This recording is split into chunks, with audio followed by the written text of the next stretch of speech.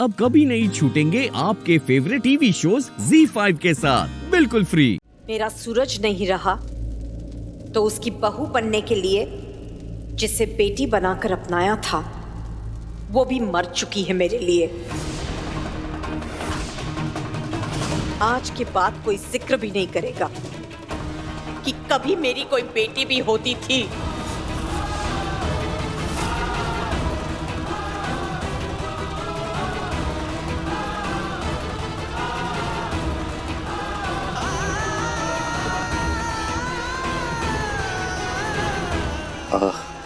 दादाजी,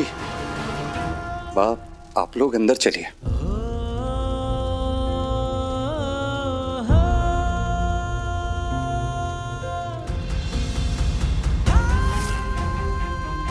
वैसे अच्छा है अब तुम आ गए हो, तो मुझे किसी की फिक्र नहीं होगी। मैं अब आराम से जा सकती हूँ।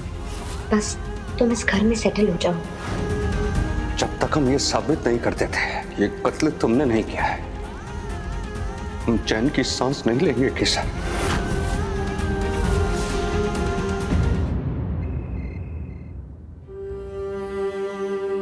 उस धोखेबाज की यादों को जलाकर बिल्कुल सही किया अंबिका भाभी ने।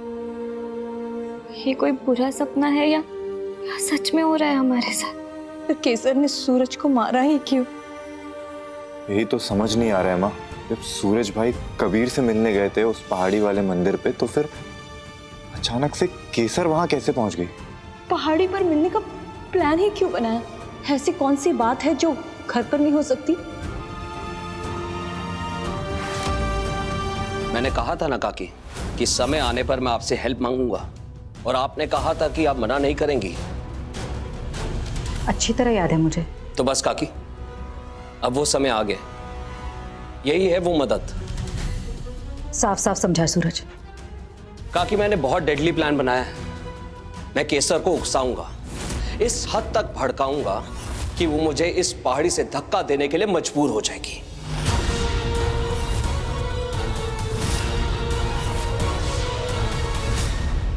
सचमुच बहुत डेडली प्लान बनाया तूने। लेकिन अगर कुछ हो गया तो?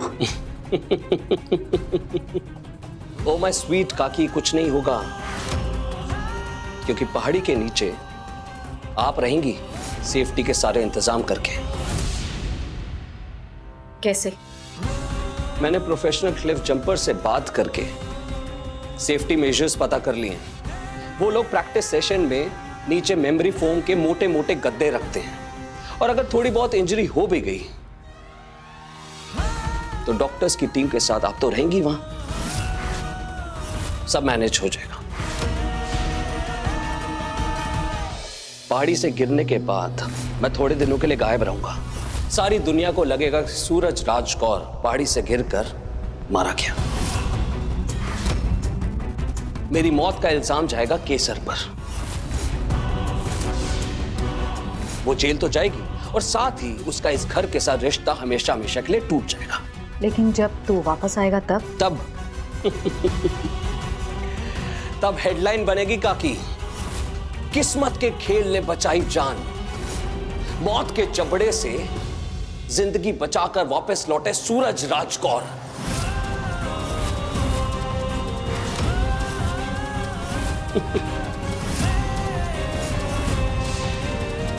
लेकिन तब तक आप मां के मन में केसर के लिए इतनी नफरत भर दीजिएगा कि उसके लौटने की कोई पॉसिबिलिटी ना बचे। और हां, उसे जेल में इतना टॉर्चर करवाइएगा कि वो अपनी मौत की भीख मांगे।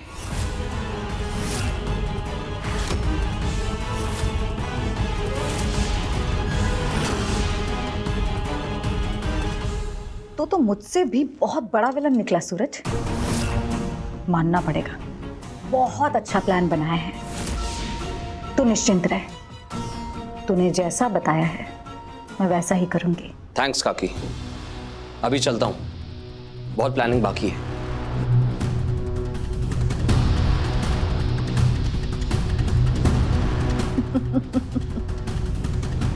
किस्मत तो सच में खेल खेल रही है सूरज।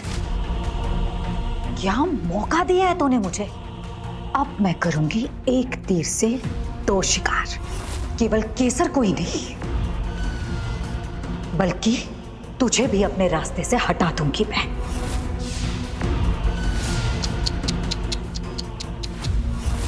सॉरी भतीजे, पर अब तेरी मौत का नाटक नहीं होगा, सचमुच मरेगा तू।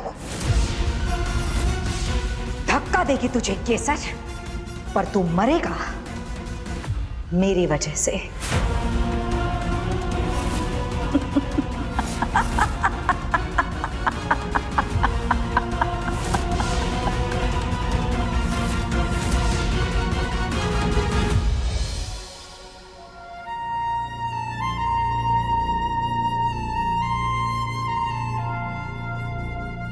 तूने खाना खाया बेटा? हाँ?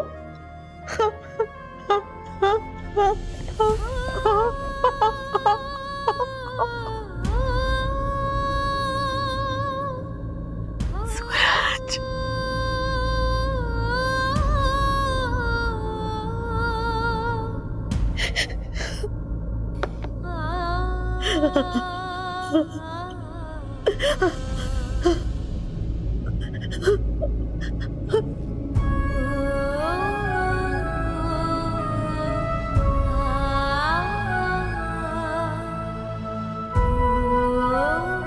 मैंने भी अपना जवान बेटा खोया था अंबिका वो। मैं समझती हूँ तेरा दुख कितना बड़ा है। माँ ये सब इतना मुश्किल क्यों है? कुछ भी अच्छा नहीं लग रहा।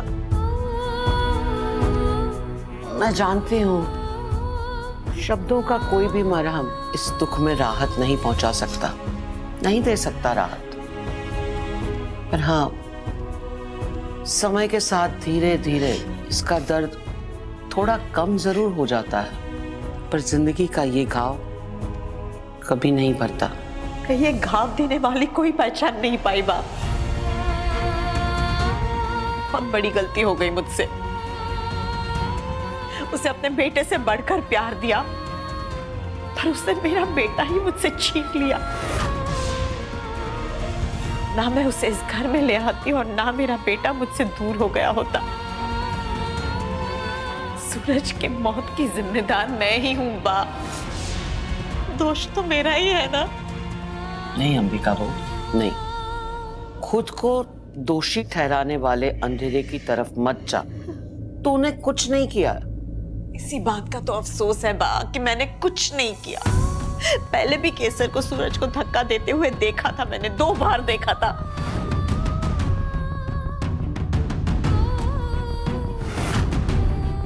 Stop it Suraj.